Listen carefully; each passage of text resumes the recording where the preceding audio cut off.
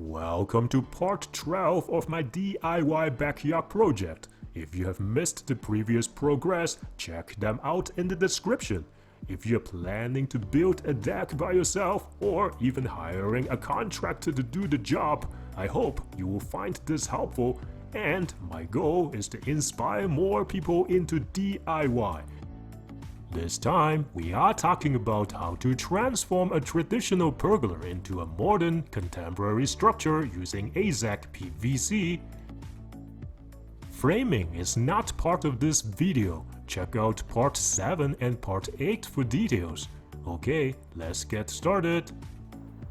Remember, I told you to avoid using this Joist Tape products on the PVC deck boards. But I also said I was going to use it on this pergola.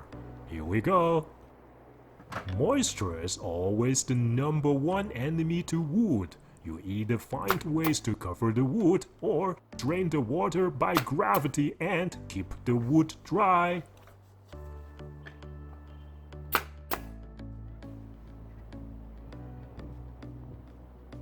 Making the 1/4 inch spacer using table saw is very simple.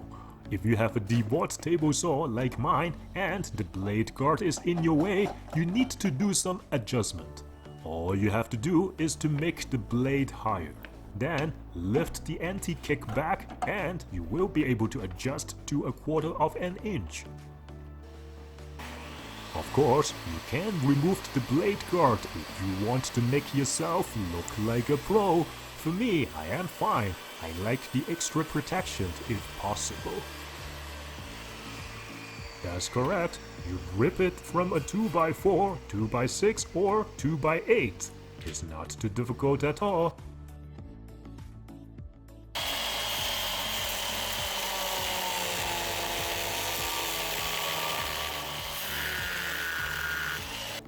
Most of the wooden pergolas are secured by carriage bolts because they are way stronger than screws.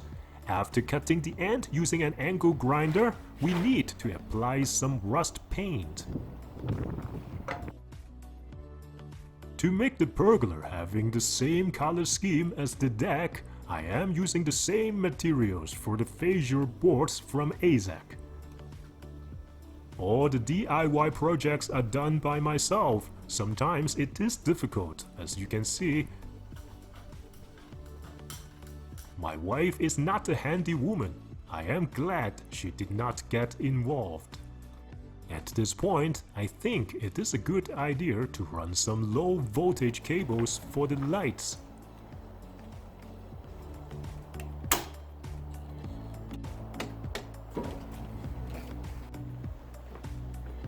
I recommend using this method to hide the cable at the top of the spacers. All you need to do is to leave some space at the top.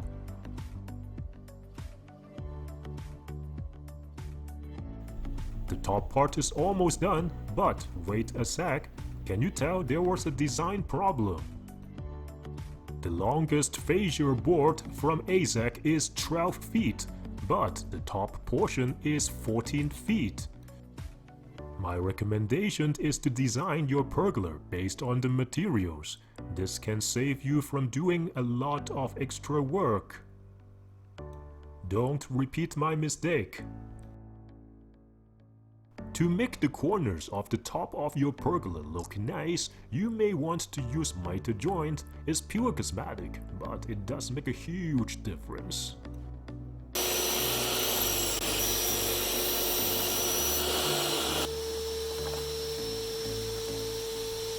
I am using construction adhesive for the end.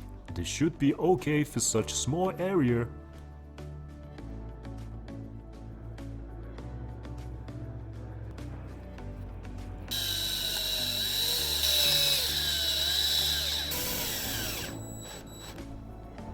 What do you think? I think it looks fantastic. There is something I want to share with you. I saw some professional deck builders did this. They put the fascia boards at the bottom. It looks very nice, honestly. But guess what happened?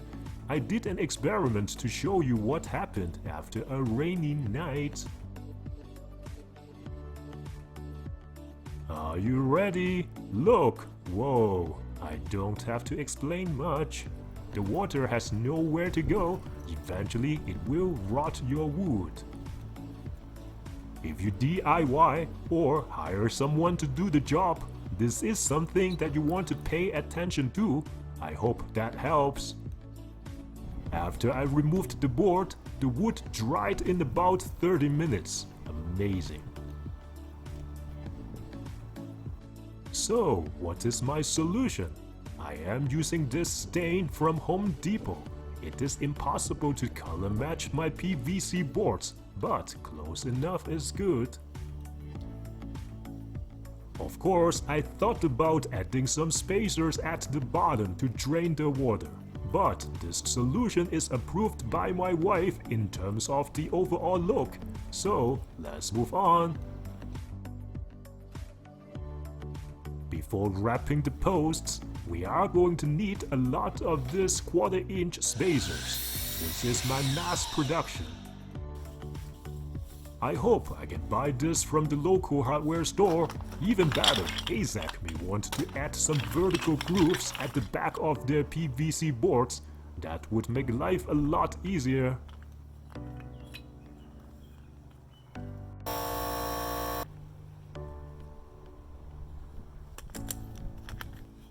Why are we doing this?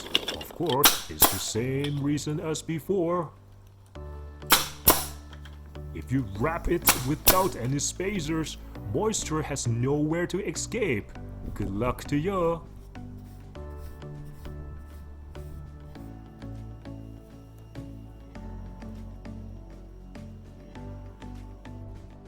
I was doing a miter joint on the fascia boards for the posts, but it did not look as good as I expected.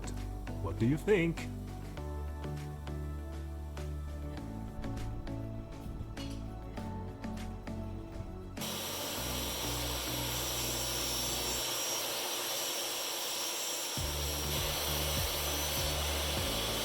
I think there were two problems. The miter joint looks a little bit weird. Also, the two-tone color on the post would look much better. It looked so good, even a wild rabbit came for a visit. I guess that's a good sign. This is the structural support called bracing. I have to cut the board to make it fit nicely.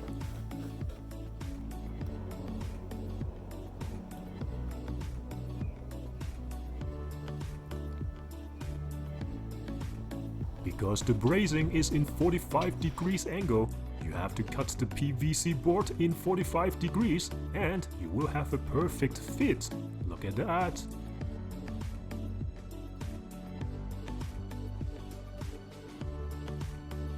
Don't be lazy to eyeball the position of the screws. Always spend time to level everything. To make the job faster, you can also make a template using a piece of scrap wood. I will show you later, but not this time.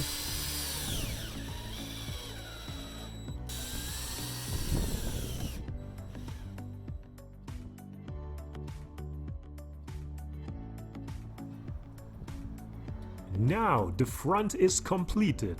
Before moving on to the privacy screen at the back, I want to show you something.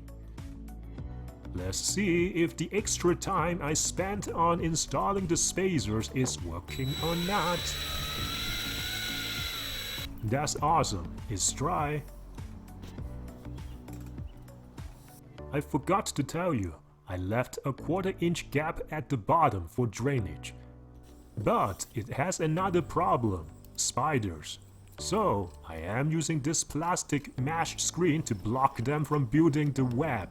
At the same time, letting water pass through. Remember the annoying carriage bolts? How are we going to hide them?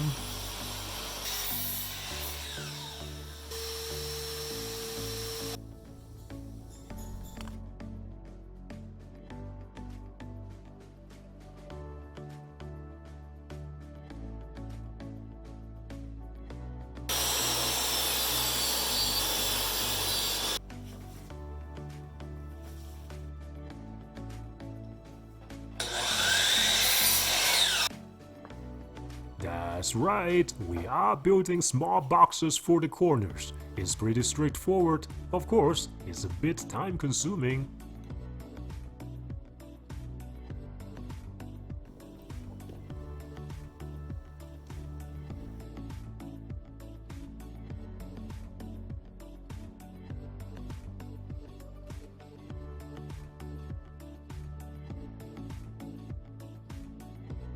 To make it even more dramatic, we are doing a simple crowned molding for the post. This time, we are ripping 1 inch off the solid deck board. Adjust the miter saw to 45 degrees and make the cut.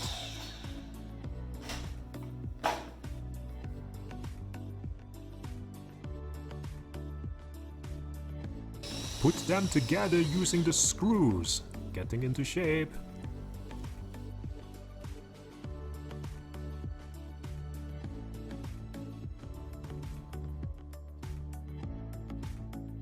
It's looking fantastic. It acts as a transition piece between the vertical post and the horizontal beam. Most pergolas don't have the middle post at the back, but my design has one, so here we go. Next, we are getting to the focal point of the deck. It also acts as a privacy screen. Again, this is a non-critical part of the deck. It is totally fine to use the joist tapes for the top portion of the screen.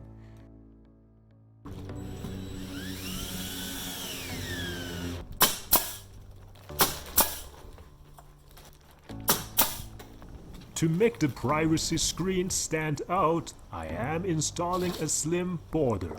This technique is called picture framing. You can't go wrong with two-tone color. It looks pretty empty now, we need to put something there. So I bought this plastic privacy screen from the local hardware store. It's around $35 Canadian each. They look good, but the quality is just okay. They expand way more than Azek PVC boards in the hot weather. The problem is, it will not be completely flat against the wall if you just install the 4 screws according to the instructions. I am installing this cheap LED lights by Paradise. This may be the magic touch to make my backyard into a paradise.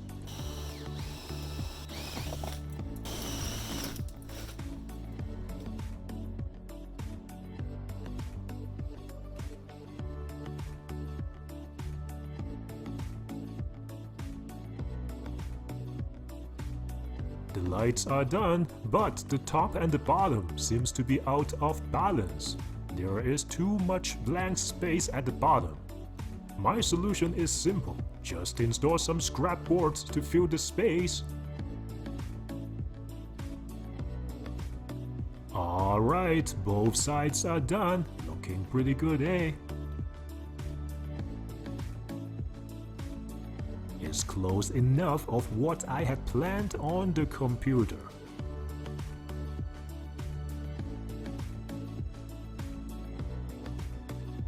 You may ask, what about the back?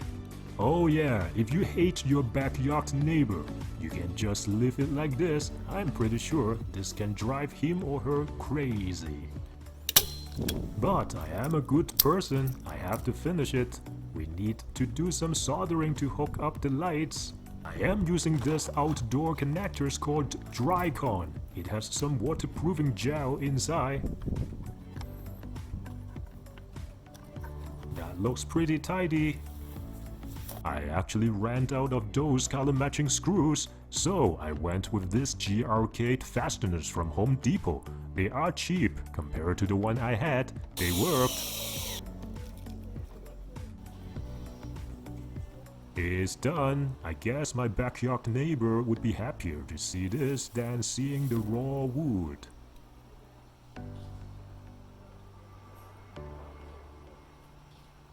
Let's check out the LED lights. That's the focal point I am talking about. Looks awesome. Of course, we have to test it out in the dark. Whoa, look at that! With the patio furniture in place, I think we can invite some friends to come over for a drink. We bought this from IKEA. It's the Solaron line of product. I will dedicate a video to show you how I put them together like a pro. This project is far from over yet. I will show you how I select and install the shade to stand out from the rest of your neighbors. Of course, I need to finish the privacy screen on the side. Then I will make a dedicated fireproof barbecue station to hold my favorite charcoal grill. And planting some cedars too. Give it a thumbs up if you like my project, if you love DIY, and you may want to check out other videos on my channel. Of course, if you want to see the progress of this project, remember to subscribe. Thanks for watching and see you next time.